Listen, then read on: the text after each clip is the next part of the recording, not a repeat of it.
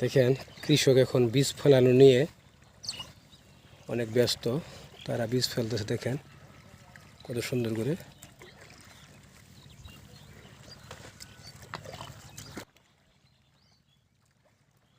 দেখেন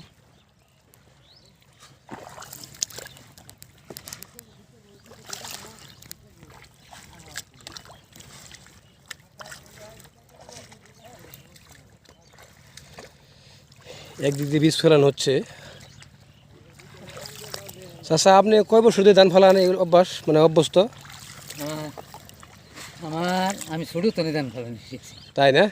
আসলে উনি খুবই কর্মঠ, ধান ফালায় মানে একবারে এনে চারজনই খুবই এক্সপার্ট। হ্যাঁ, খুবই সুন্দর ধান ফলাতে পারে। দেখেন এই যে কীভাবে ধান ছড়াই ফেলায়, দেখছেন এই যে কত সুন্দর করে। আসলে মন চাইলে সব কিছু করা যায় না, দেখছেন?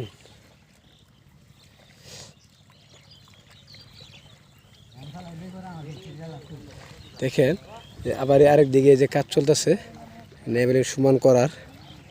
এই যে এদিকে নেবেলেন টানতেছে, মানে সব দিক দিয়ে কাজ রানিং। একদিকে জমি তৈরি করা হচ্ছে, আরেক দিকে বীজ ফেলানো হচ্ছে।